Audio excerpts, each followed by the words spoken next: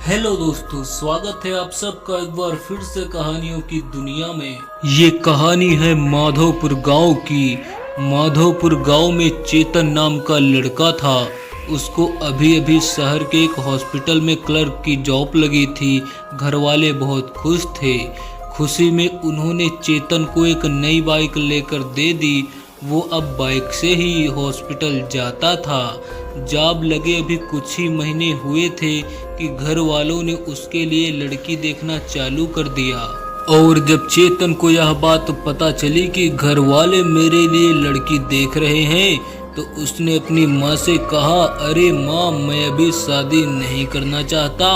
इतनी भी क्या जल्दी है? मुझे और अच्छा जॉब मिले तब देखेंगे।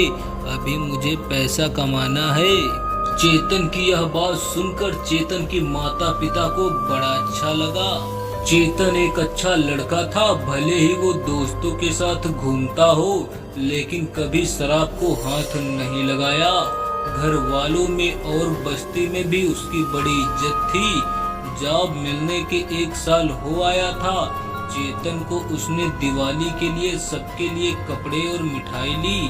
आज फिर से जल्दी छुट्टी मिली तो वो मार्केट घूम रहा था अपने दोस्तों के साथ। और फिर चेतन अपने घर के लिए निकला। साथ में सामान था, वो सब गाड़ी पर बांधकर निकल पड़ा। रात के 1 बज चुके थे। त्योहार था तो सब अपने घरों में थे। आज रास्ता सूना था, बाहर घना अंधेरा था। शहर खत्म होते ही चेतन की नजर बाजू में एक बिल्डिंग पर पड़ी। नीचे बहुत से लोग दिए जला रहे थे। उसकी नजर ऊपर की तरफ गई। वहां पर एक सफेद सलवार में बहुत ही सुंदर लड़की दिखाई दी। चेतन उसको देखते ही रह गया। तभी चेतन ने वहां पर अपनी गाड़ी रोक दी और उस लड़की को एकटक निहारे जा रहा था। तभी पीछे से एक ट्रक ने हॉर्न दिया। चेतन जैसे ही अपनी गाड़ी बगल में करके ऊपर की तरफ देखा तो वो लड़की वहां से गायब हो चुकी थी। तो चलो कल देखते हैं। वो अपने आप को समझाकर उधर से निकल पड़ा। और फिर चेतन घर पहुंचा। उसने घर वालों के लिए जो कपड़े लाए थे वो बांट दिए और मिठाई भी खिलाई। खाना खाकर वो अपने रूम में जाने की कोशिश करने लगा। आज उसको इतना थका होने पर भी नींद नहीं आ रही थी। उस लड़की का चेहरा बार बार उसके सामने आ रहा था। वो उसको भुला नहीं पा रहा था। बस उसे सुबह का इंतजार था, कब सुबह हो और वो कब जाकर उस लड़की को देखे। सुबह होते ही चेतन ने नाश्ता करके अपना टिफिन लिया और ऑफिस के लिए निकल पड़ा। शहर पहुंचते ही वो उसी बिल्डिंग के पास से गुजरा। ऊपर देखा लेकिन वो खिड़की बंद थी, वहाँ कोई नहीं था। थोड़ा निराश होकर अपने काम के लिए निकल गया। शाम को घर लौटते वक्त आज वो उसी बिल्डिंग के पास चुपचाप खड़ा था। वो लड़की आज फिर से वहां ऊपर नजर आई। चेतन ने उसको देखा और उसने भी। चेतन ने अपना हाथ दिखाया और उसने भी। बस फिर क्या था, चेतन ने उसको नीचे आने को कहा, लेकिन उस लड़की ने मना किया और अंदर चली गई।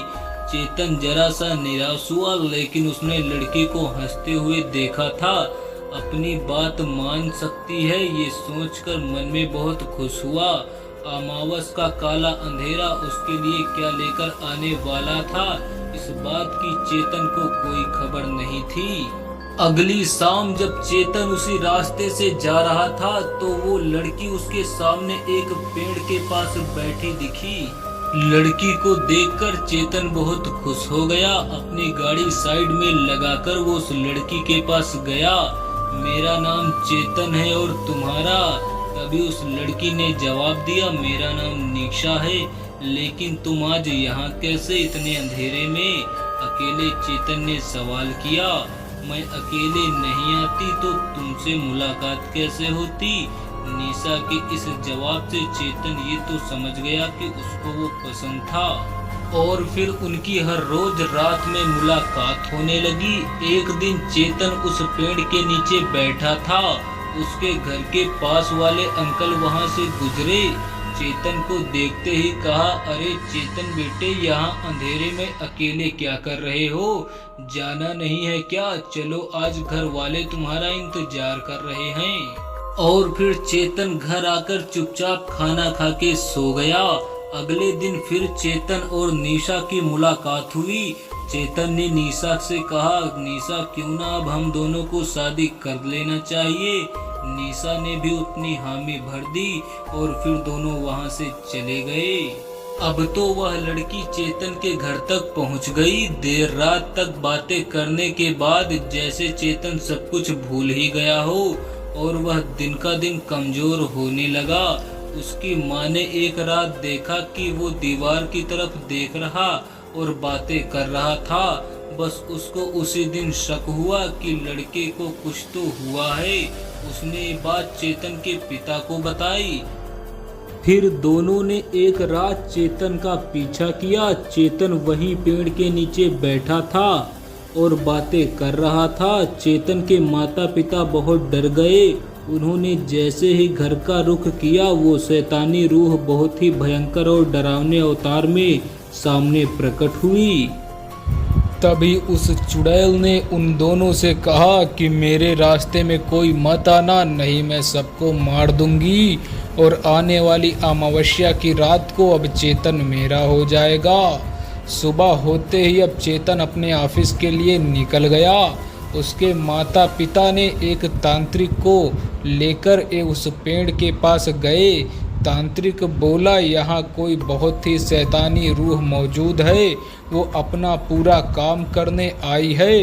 कोई अधूरी इच्छा आपके लड़के की जान को धोखा है साहब, क्योंकि अब अमावस आने वाली है और ऐसे शैतान अमावस की रात को दोगुनी ताकत में आ जाते हैं। उन्होंने बाजू में उसी घर में जाकर पूछताछ की। निशा चेतन को पहली बार दिखी थी तो पता चला कि उनके बिल्डिंग के ऊपर किराएदार रहते थे।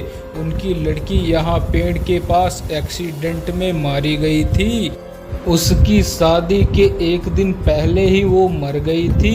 अब तांत्रिक को समझ आ गया, वो शैतानी रूह अपनी इच्छा पूरी करने के लिए आई है। बहुत घना अंधेरा था। वो तांत्रिक और चेतन के माता पिता एक पेड़ के पास पहुंचकर दूर से चेतन को देखने लगे। चेतन एक दूल्हे की लिबास में एक पेड़ के नीचे बैठा था। आज वो दोनों शादी करने वाले थे। वो डायन उसको आज ले जाकर अपनी दुनिया में अपनी इच्छा पूरी करने वाली थी। तांत्रिक ने अपने मंत्र पढ़ना चालू किया, लेकिन देर हो चुकी थी। सामने जब जाकर देखा तो चेतन मर चुका था। उसके गले से खून टपक रहा था।